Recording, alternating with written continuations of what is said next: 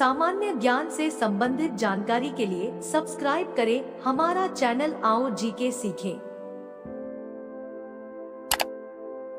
आइए आज हम बात करते हैं यूनेस्को द्वारा घोषित भारत के विश्व विरासत स्थलों की। सबसे पहले जानते हैं कि क्या होते हैं विश्व विरासत स्थल या विश्व धरोहर स्थल। विश्व विरासत स्थल ऐसे खास स्थानों जैसे वन क्षेत्र, पर्वत, झील, मरुस्थल, स्मारक, भवन या शहर इत्यादि को कहा जाता है जो विश्व विरासत स्थल समिति द्वारा चयनित होते हैं, और यही समिति इन स्थलों की देखरेख यूनेस्को के तत्वाधान में करती है।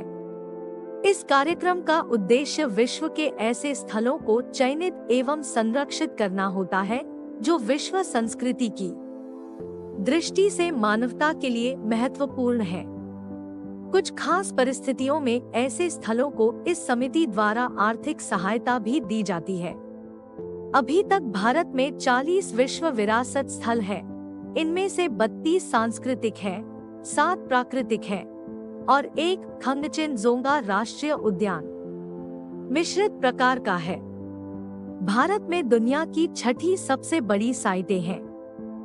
अब हम बात करते हैं यूनेस्को द्वारा विश्व विरासत घोषित किए गए भारत में स्थित सांस्कृतिक और प्राकृतिक स्थलों की, जिनका विवरण कुछ इस प्रकार है। 1 अजंता की गुफाएं। अजंता की गुफाएं 2 कालखंडों की बौद्ध कला के संग्रह का प्रतिनिधित्व करती है। पहले स्मारक दूसरी और पहली शताब्दी ईसा पूर्व के हैं और थेरवाद बौद्ध धर्म के अनुयायियों द्वारा बनाए गए थे। महायान बौद्ध धर्म के अनुयायियों द्वारा वाकाटक राजवंश के दौरान 5वीं और 6वीं शताब्दी सी में और स्मारक जोड़े गए थे। स्मारक बौद्ध कला की उत्कृष्ट कृतियां हैं और भारत और व्यापक क्षेत्र में, विशेष रूप से जावा में मजबूत प्रभाव प्रदर्शित करती हैं। 2 एलोरा की गुफाएं। एलोरा की गुफाओं में 34 मंदिर और मठ शामिल हैं, जिन्हें 7वीं और 11वीं शताब्दी के बीच 2 किलोमीटर 2 मील लंबी बेसाल चट्टान में काटा गया था। जैसा कि वे बौद्ध धर्म, हिंदू धर्म और जैन धर्म के अनुयायियों द्वारा बनाए गए थे, वे उस समय की धार्मिक सहिष्णुता को दर्शाते हैं जब उनका निर्माण किया गया था। सबसे बड़ा मंदिर कैलाश मंदिर चित्रित है, जिसे विस्तृत रूप से मूर्तियों और चित्रों से सजाया गया है। 3 आगरा का किला। आगरा का किला आगरा में 16वीं शताब्दी का मुगल शाही किला है। इसे सम्राट अकबर के तहत अपना वर्तमान लेआउट मिला। परिसर में कई महल, जहांगीरी महल चित्रित, दर्शक हॉल और 2 मस्जिद हैं। शैलीगत रूप से यह फारसी और तैमूरी वास्तुकला के प्रभाव के साथ भारत इस्लामी वास्तुकला के उच्च बिंदुओं में से एक है। 4 ताजमहल। ताजमहल इंडो इस्लामिक वास्तुकला का बेहतरीन उदाहरण है। यह आगरा में यमुना नदी के तट पर सन 1631 और सन 1648 के बीच मुगल बादशाह शाहजहां की फारसी पत्नी मुमताज महल के मकबरे के रूप में बनाया गया था। इसे उस्ताद अहमद लाहौरी द्वारा डिजाइन किया गया था और सफेद संगमरमर से बनाया गया था और अर्ध कीमती पत्थर। मकबरा 4 स्वतंत्र मीनारों से घिरा हुआ है। परिसर में मुख्य द्वार, 1 मस्जिद, 1 गेस्ट हाउस और आसपास के बगीचे भी शामिल है। 5 सूर्य मंदिर। हिंदू मंदिर 13वीं शताब्दी में बनाया गया था और कलिंग वास्तुकला के बेहतरीन उदाहरणों में से एक है। यह सौर देवता सूर्य के रथ का प्रतिनिधित्व करता है। बाहरी तरफ इसमें 24 पहिए हैं जो पत्थरों से उकेरे गए हैं और बड़े पैमाने पर सजाए गए हैं, और इसे 6 घोड़ों द्वारा खींचा जाता है। अन्य सजावटी रूपांकनों में शेर, संगीतकार, नर्तक और कामुक दृश्य शामिल है। 6 महाबलीपुरम में स्मारकों का समूह। मामल्लपुरम शहर के आसपास के स्मारक 7वीं और 8वीं शताब्दी में पल्लव राजवंश के तहत बनाए गए थे। विभिन्न प्रकार के स्मारक हैं। रथ, जो रथ के आकार के मंदिर हैं, धर्मराज रथ का चित्र, मंडप, रॉककट मंदिर, गंगा के विशाल अवतरण सहित चट्टान की नक्काशियां और अन्य मंदिर और पुरातात्विक अवशेष। स्मारक की कलात्मक अभिव्यक्ति व्यापक क्षेत्र में प्रभावशाली थी, जिसमें कंबोडिया, वियतनाम और जावा शामिल थे। 7 काजीरंगा राष्ट्रीय उद्यान काजीरंगा ब्रह्मपुत्र नदी के बाढ़ क्षेत्र में स्थित है। यह दुनिया के सबसे अच्छे वन्यजीव अभयारण्यों में से एक है, जो भारतीय गैंडों चित्रित की दुनिया की सबसे बड़ी आबादी के साथ साथ बाघ, एशियाई हाथी, जंगली जल भैंस और गंगा नदी डॉल्फिन का घर है। प्रवासी पक्षी प्रजातियों के लिए आर्द्र भूमि महत्वपूर्ण है। 8 मानस वन्यजीव अभयारण्य मानस नदी के किनारे स्थित अभयारण्य बाढ़ के मैदानों और जंगलों पर घास के मैदानों को कवर करता है, दोनों तराई और पहाड़ियों। यह क्षेत्र एक जैव विविधता हॉटस्पॉट है और कई लुप्तप्राय प्रजातियों का घर है, जिनमें भारतीय गैंडे, एशियाई हाथी, चित्रित जंगली जल भैंस, बाघ, सुस्त भालू, पिग्मी हॉग, जीका, सुनहरा लंगूर और बंगाल फ्लोरिकन शामिल है। बाढ़ और नदी के मार्ग में परिवर्तन के बाद जंगलों का लगातार नवीकरण किया जा रहा है। सन 1992 और सन 2011 के बीच साइट को बोडो मिलिशिया के अवैध शिकार और गतिविधियों के कारण लुप्तप्राय के रूप में सूचीबद्ध किया गया था। नौ केवलादेव राष्ट्रीय उद्यान प्रारंभ में महाराजाओं के लिए एक बत्तख शिकार रिजर्व केवलादेव एक मानव निर्मित और मानवर खरखाव आर्द्र भूमि है। यह प्रवासी और निवासी पक्षियों, विशेषकर जल पक्षियों, दोनों के लिए महत्वपूर्ण है। पक्षियों की 350 से अधिक प्रजातियां दर्ज की गई हैं, जिनमें बगुलों की 15 प्रजातियां, साइबेरियन क्रेन और ग्रेटर स्पॉटेड ईगल शामिल है। यहाँ चित्रित बारहेडेड गूस और डेमोजेल क्रेन का एक समूह पार्क में एक साथ उड़ रहा है। पार्क को रामसर कन्वेंशन के तहत भी संरक्षित किया गया है। 10 गोवा के चर्च और कॉन्वेंट ओल्ड गोवा पुर्तगाली भारत की राजधानी था, एक उपनिवेश जो सन 1961 तक 450 वर्षों तक चला। इस साइट में 7 चर्च और कॉन्वेंट शामिल है, जो 16वीं और 17वीं शताब्दी में गॉथिक, मैनुअल, मैननेरिस्ट और बारोक शैलियों में बनाए गए थे, लेकिन इन्हें अनुकूलित भी किया गया था स्थानीय तकनीकों और संसाधनों के अनुरूप। वे एशिया के उन देशों में वास्तुकला के प्रभाव को फैलाने में प्रभावशाली थे जहां कैथोलिक मिशन स्थापित किए जा रहे थे। बेसिलिका ऑफ बॉम जीसस, जहां सेंट फ्रांसिस जेवियर को दफनाया गया है, चित्रित किया गया है। 11 खजुराहो स्मारकों का समूह इस साइट में हिंदू और जैन दोनों तरह के 23 मंदिर हैं, जो चंदेल वंश के दौरान 10वीं और 11वीं शताब्दी में बनाए गए थे। मंदिरों का निर्माण नागर शैली में किया गया है।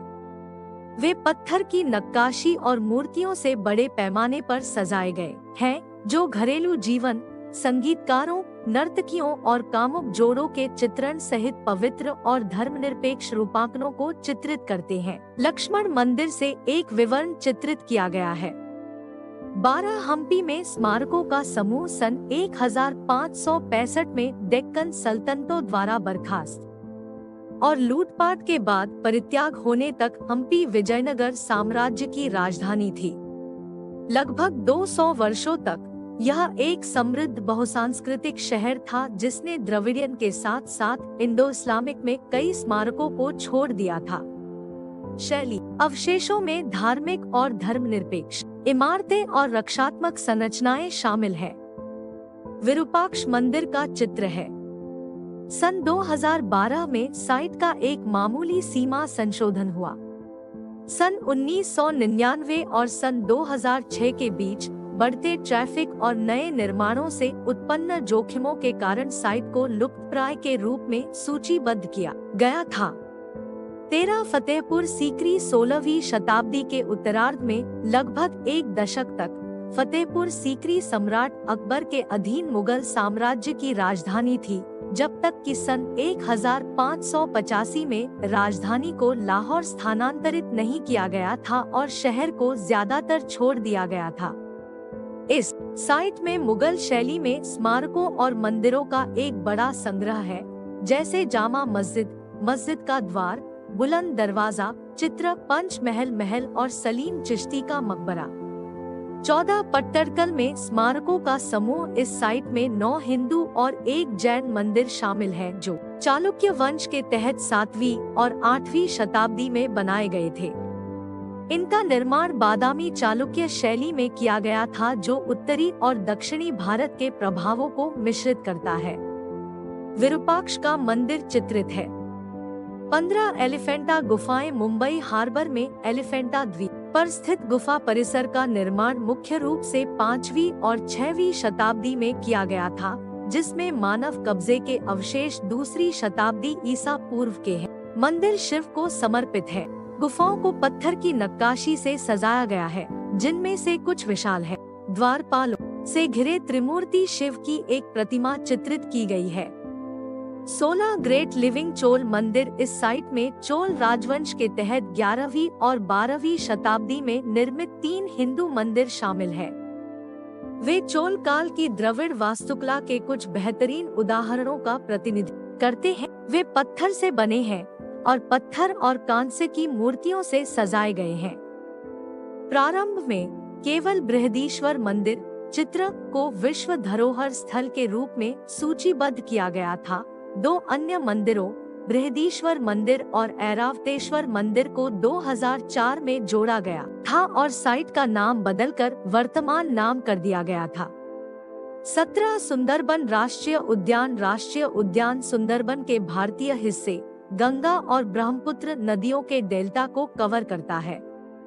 यह दुनिया का सबसे बड़ा और सबसे समृद्ध मैंग्रोव वन है, जिसमें लगभग 78 दर्ज मैंग्रोव प्रजातियां हैं। यह एक जैव विविधता हॉटस्पॉट है। बंगाल टाइगर एक चित्र की एक बड़ी आबादी का घर है।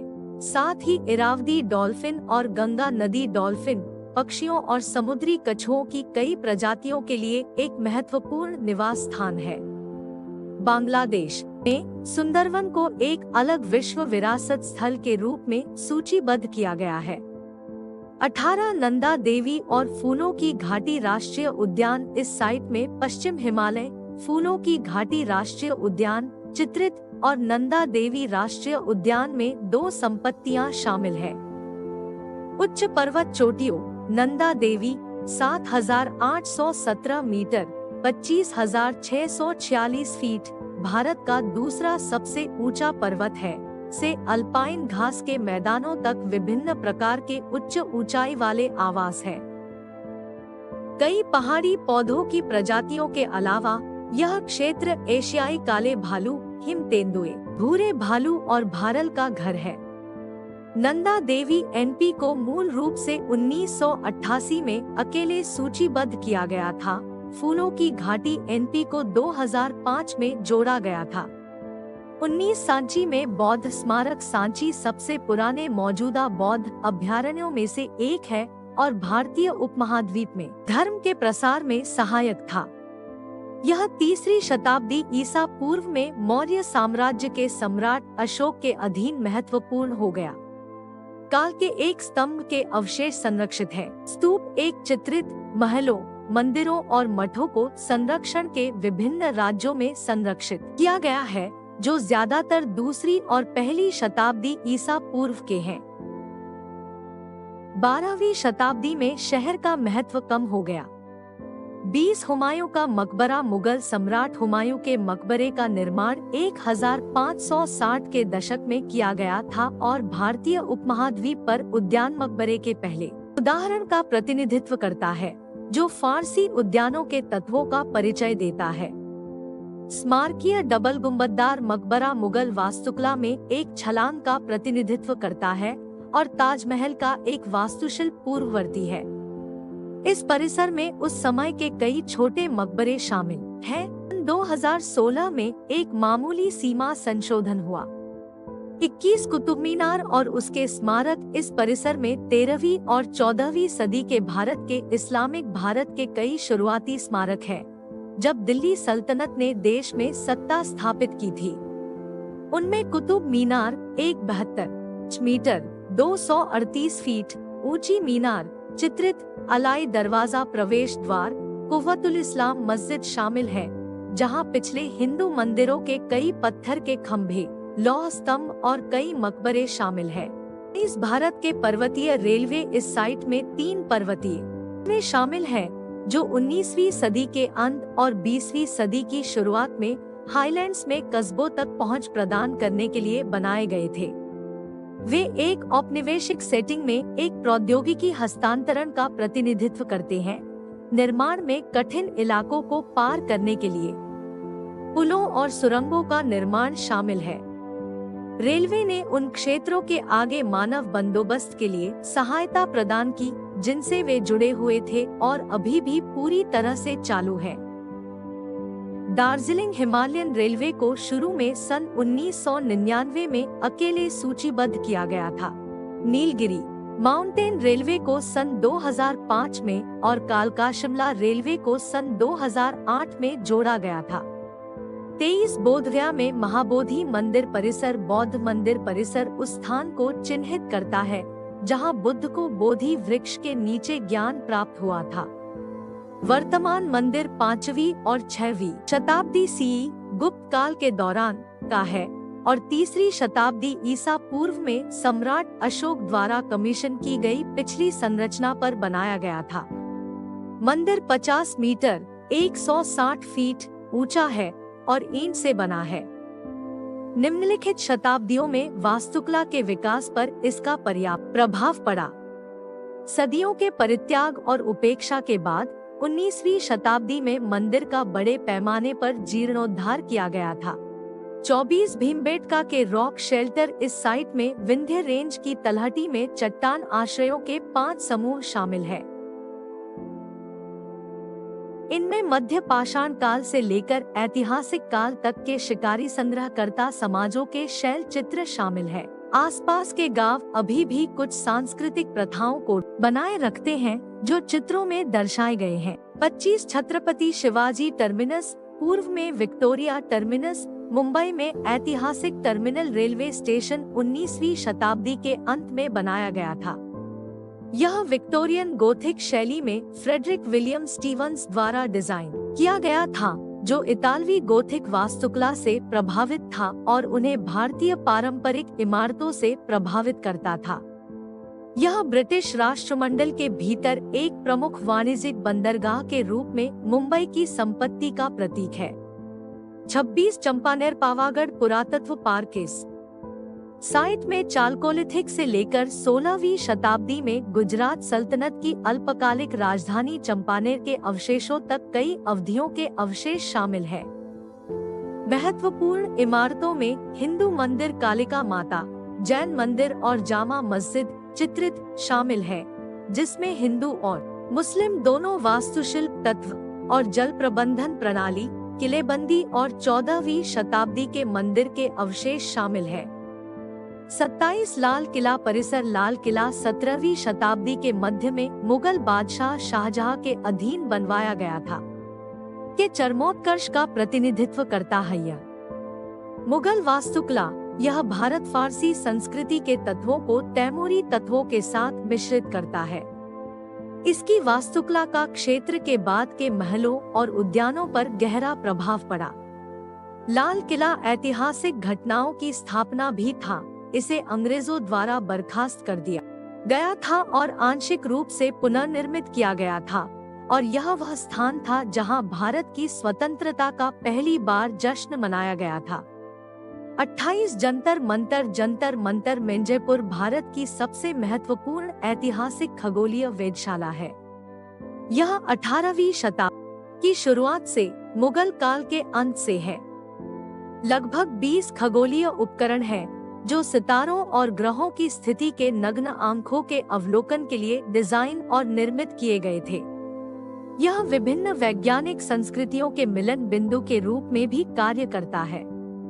29 पश्चिमी घाट एक पर्वत श्रृंखला है जो भारतीय उपमहाद्वीप के पूर्वी तट के साथ साथ चलती है। वे पर्वतीय वनों से आच्छादित है। यह क्षेत्र एक जैव विविधता हॉटस्पॉट है और लुप्तप्राय प्रजातियों जैसे कि बंगाल टाइगर, ढोल, शेरपूंछ मकाक, नीलगिरी तहर और नीलगिरी लंगूर का घर है। विकासवादी इतिहास की दृष्टि से प्रारंभिक जुरासिक काल में गोंडवाना के विखंडन को देखते हुए यह क्षेत्र महत्वपूर्ण है, जिसके बाद भारत एक पृथक भूभाग था जब तक कि इसके साथ टकराव नहीं हुआ। 30 राजस्थान के पहाड़ी किले, इस साइट में 6 किले शामिल है। चित्तौड़ किला, कुंभलगढ़ किला, रणथंभौर किला, गागरोन किला, आमेर किला, चित्रित और जैसलमेर किला, जो राजपूत साम्राज्यों द्वारा 8वीं और 18वीं शताब्दी के बीच बनाए गए थे। वे शैली में उदार हैं, सल्तनत और मुगल वास्तुकला के तत्वों के साथ, और मराठा साम्राज्य की बाद की शैलियों पर प्रभावशाली थे। वे अलग अलग परिवेश में स्थित हैं। उदाहरण के लिए रणथंभौर एक जंगल में है और जैसलमेर एक रेगिस्तान में है। 31 पाटन गुजरात में रानी की वाव, रानी की बावड़ी, रानी की वाव एक बावड़ी के बेहतरीन उदाहरणों में से एक है, एक विस्तृत प्रकार का कुआं जहां सीढ़ियों के कई स्तरों के माध्यम से भूजल पहुंचा जाता है। इसका निर्माण 11वीं शताब्दी में चालुक्य वंश के दौरान पाटन शहर में सरस्वती नदी के तट पर हुआ था। इसमें 7 स्तर हैं, जिनमें से प्रत्येक को पत्थर की नक्काशी और मूर्तियों से सजाया गया है, जिसमें धार्मिक और धर्मनिरपेक्ष विषयों और साहित्यिक कार्यों का चित्रण है। 13वीं शताब्दी में नदी के मार्ग में परिवर्तन के बाद यह अब उपयोग में नहीं थी और गाद से ढकी हुई थी, जिसने इसके संरक्षण की अनुमति दी। 32 great Himalayan national park conservation area राष्ट्रीय उद्यान में हिमालय की अल्पाइन चोटियों से लेकर 6000 मीटर 20,000 फीट से ऊपर अल्पाइन घास के मैदान और 2000 मीटर 6600 फीट से नीचे नदी के जंगलों तक के आवास शामिल है। मिलाकर 25 प्रकार के दर्ज किए गए हैं और उनके पास पक्षियों, स्तनधारियों, सरीसृपों और कीड़ों की कई प्रजातियों सहित समृद्ध पुष्प और जीव समूह है। पश्चिमी ट्रैगोपैन और कस्तूरी मृग जैसी लुप्तप्राय प्रजातियों का घर है।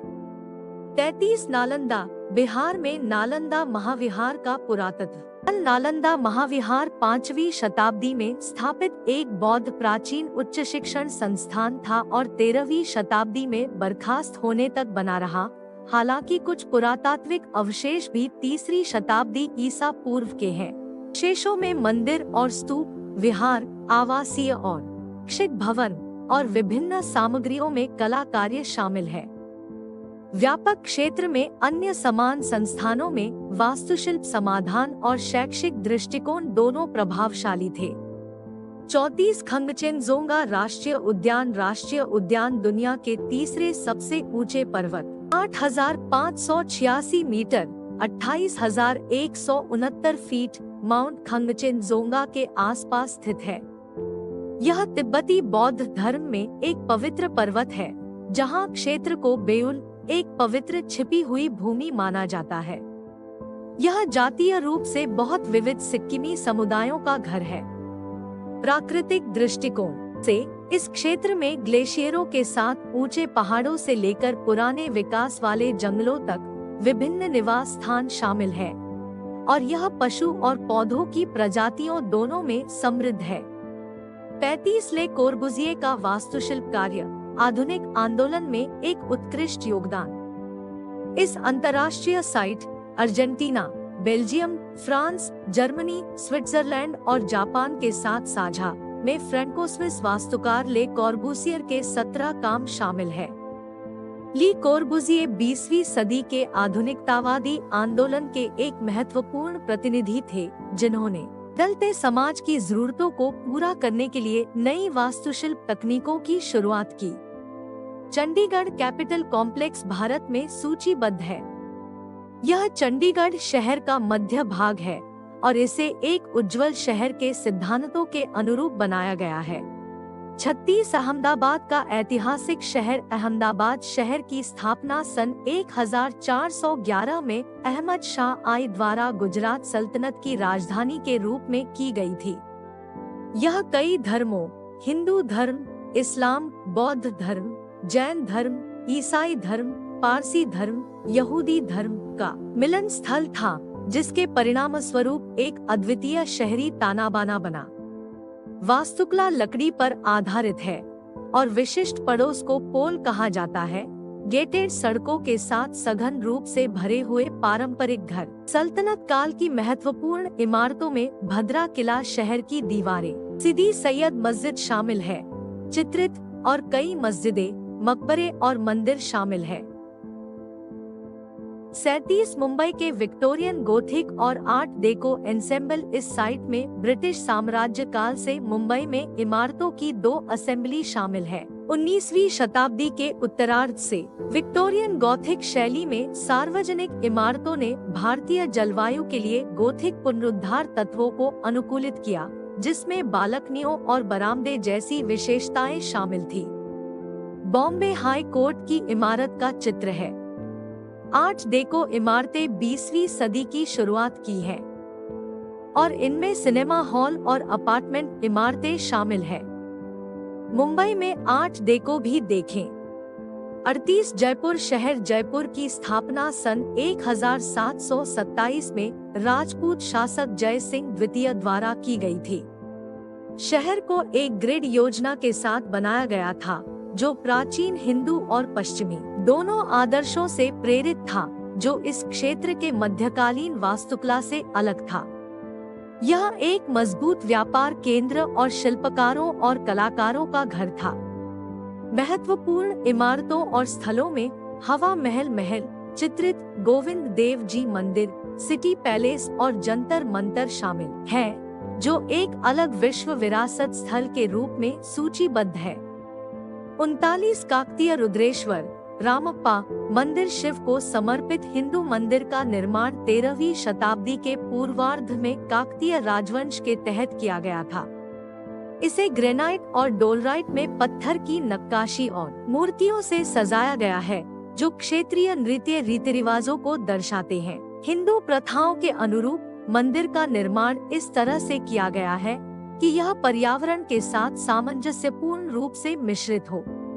40 धोलावीरा एक हड़प्पा शहर। धोलावीरा कांस्य युग में 3री से मध्य 2री सहस्राब्दी ईसा पूर्व तक हड़प्पा सभ्यता के केंद्रों में से एक था। अवशेषों में एक 4 दीवारी वाला शहर और एक कब्रिस्तान शामिल है और इमारतों और जल प्रबंधन प्रणालियों के अवशेष है। कीमती खनिजों के आसपास के स्रोतों के कारण शहर का स्थान चुना गया था। इस शहर का क्षेत्र के अन्य शहरों और मेसोपोटामिया तक व्यापारिक संबंध थे। सन 1968 में साइट को फिर से खोजा गया।